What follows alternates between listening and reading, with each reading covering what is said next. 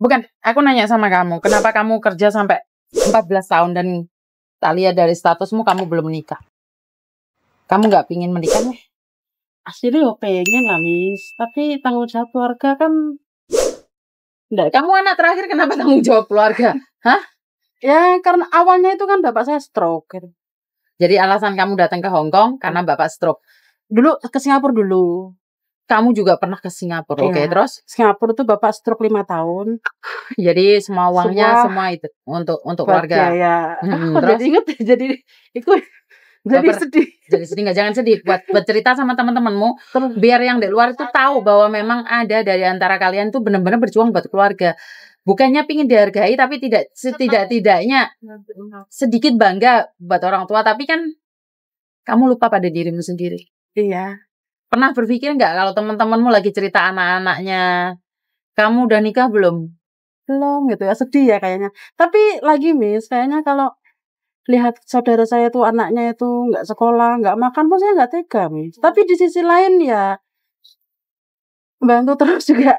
Di titik ini saya capek gitu. Tapi di sisi lain setelah sekian tahun bantu mereka, kakak saya yang kedua sudah bisa bikin rumah. Saya juga beliin dia kebun durian di daerah Tasik, maaf. Terus udah bikin rumah bagus. Terus kakak pertama juga anaknya udah kuliah. Aku senang lihatnya gitu. Cuma, Tapi ada kesepian nggak di hatimu? of course, sedih. Sedihnya apa? Mereka lupa aku. Miss, percaya gak Miss? Aku tuh sudah 2 tahun blokir kakak kedua aku. Kenapa? Karena itu setiap kali telepon dia tuh selalu bilang aku sakit, butuh operasi. Mertuaku tuh kumat gilanya masuk rumah sakit. Jadi duit terus. Tapi nggak tanya ternyata saya setelah waktu itu kapan saya cuti, saya ke Tasik. Wah, rumahnya Miss. Rumahnya Mewah. gedung. Keren banget. Rumahnya bagus. Kolam ikannya banyak, sawahnya banyak. Itu pun belum dengan kebun durian yang aku belikan. Itu sekitar 6 tahun yang lalu. Jadi dia bilang kalau beli kebun itu buat masa depan kita. Saya terutama dia bilang gitu. Tapi setelah itu aku tanya kan hasil kebunnya mana? Aku bilang gitu kan. Ternyata Coba ya. Masuk dulu sendiri nggak dulu ada ya. itu. Nggak ada omongan. Katanya ada kebun kopi juga. Tunggu sebentar ya.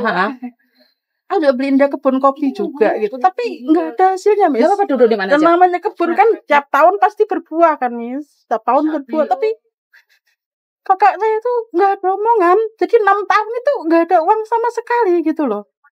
Akhirnya saya blokir. Jadi waktu itu emak masih hidup. Jadi emak itu kan harus ikut-ikut ya, ikut mereka. Jadi di mana ada emak di situ saya kasih duit.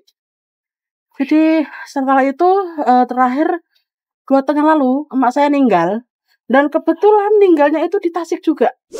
Dan mereka itu gontok-gontokan bilang emak harus dikubur di Tasik gitu kan. Sedangkan emak orang Jawa Tengah gitu kan. Kan aku nggak terima. Lah, bapak ibu semuanya kan di Jateng. Masa sih kalian tuh nggak mau gotong royong yuk bawa mak pulang dikubur di Demak, aku bilang gitu kan. Tapi nggak ada yang mau.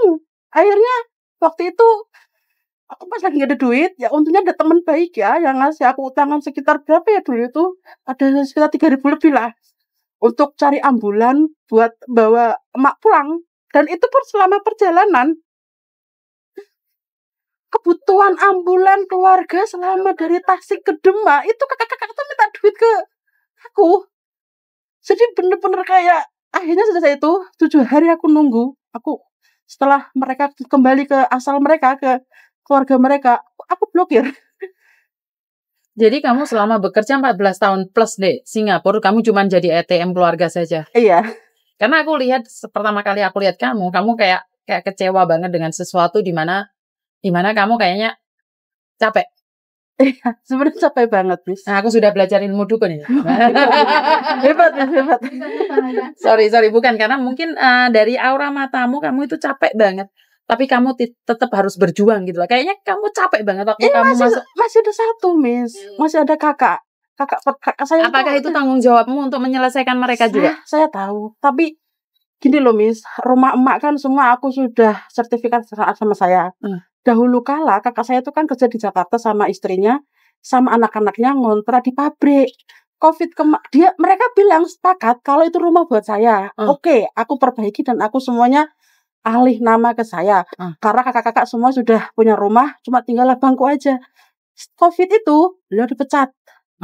Jadi dia pulang ke Demak. Dan sekarang setelah emak meninggal itu udah stay di Demak. Tanpa ada kerja, hari-hari maki-maki istrinya. Istrinya orang, maaf ya, orang Sunda. Aku sampai malu sama istrinya gitu loh. Kalau istrinya ngeluh kan, aku sampai bilang, Mbak, aku minta maaf ya atas kelakuan abang saya. Saya benar-benar minta maaf, tapi mau gimana lagi, mau kerja apa. Dan kang aku tuh orangnya ringkah gitu loh, Miss. Ringkah itu apa? Ringkah itu males, gak gelem kerja abot. Jadi kalau orang bilangnya tuh ning sawah kok kesel sikile bengkas sithik, kejet-kejet lorong sambatan lho, Miss. Keplak dia sih. Aku bilang kamu tuh manja banget sih, minum obat gak mau berobat, gak mau maunya dipijitin istrinya. Kamu tuh kayak baby, kayak bayi lah, aku bilang gitu. Aku selama kerja di Hong Kong sama kalian, aku pernah ngeluh sakit sama kalian? Gak pernah toh. Aku gak pernah ngeluh gini-gini, gak pernah toh. Tapi lagi pas anak butuh biaya sekolah gak ada duit. Kan aku kasihan sama iparku, Miss. Aku malah benci loh sama abangku sendiri. Jadi loh, Mbak, saya tidak peduli urusanmu dengan keluarga, Mbak. Itu hak kamu. Tapi pernah nggak berpikir tentang dirimu sendiri? Kamu punya tabungan nggak sekarang? Belum, dikit banget. Jujur nih. Karena sekali lagi saya selalu berpesan buat kalian semuanya. Apes tidak tertulis di kalender. Kalau apes ada tertulis di kalender, setidaknya kamu siap. Tapi saya selalu bilang, kamu boleh membantu keluargamu, tapi sedikit saja disisakan buat dirimu sendiri. Satu hal, kamu belum menikah loh. Jangan bilang kamu ntar menikah sama adikku, kari bobrok itu. Nah itu, Miss, aku bilang. Paham nggak maksud saya? Paham. Jadi bukan saya membela adik saya atau membela keponakan saya. Kalau saya punya adik cowok dan menikah sama kamu, kari bobrok itu. Paham nggak maksudku? Paham, gak ada keselek. Kamu nggak bisa bekerja. Saya tidak menyalahkan kamu. Itu hak kamu untuk menyenangkan keluargamu.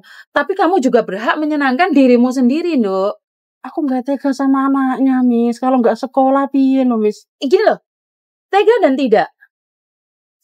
Suatu saat kamu masuk rumah sakit untuk ngelahirin anakmu, keluargamu pernah nggak berpikir seperti itu? Nggak pernah. Jujur nih nggak. Sekali lagi saya tidak mempengaruhi kalian untuk tidak membantu saudaramu, tidak ya. Tapi di sini didefinisikan beda. Kamu boleh ngirim ke keluargamu, tapi kamu sedikit aja, ada nggak 50.000 di tanganmu sendiri? Nggak ada. Dan tiba-tiba kamu di interminute pulang Indonesia, ada nggak sesuatu yang bisa kamu banggakan untuk pulang? Nggak ada, Miss. Jujur nih nggak ada. Kan ngeri, Mbak. Ngeri Giliran banget. kamu pulang kan ngeri. Ngeri, serius. Kamu pulang, kamu akan nanya abangmu, Bang, 1 juta. Dikasih nggak kira-kira? Nggak mungkin. Nggak mungkin. Mereka nggak mau. Kamu gak harus punya tabungan di sendiri. Kenapa aku selalu bilang di adanya YouTube ini, aku minta kalian semua itu loh, sisakan sedikit buat kalian sendiri. Aku udah nabung ya, selalu aja enak ukuran Loh, bukan Mbak, karena kamu sendiri, mindset kamu sendiri. Tapi kalau kamu bilang cukup gak cukup, tak kayak Isam ini. Karena saya takut kamu. Namanya orang sehat terus gak apa-apa. Kaki saya pernah hancur. Saya tidak kerja selama 2 bulan, 3 bulan. Terus kamu gimana, Mbak? Paham gak maksudku? Paham. Saya tidak melarang kamu membantu keluargamu, tapi sedikit aja buat dirimu sendiri. Why?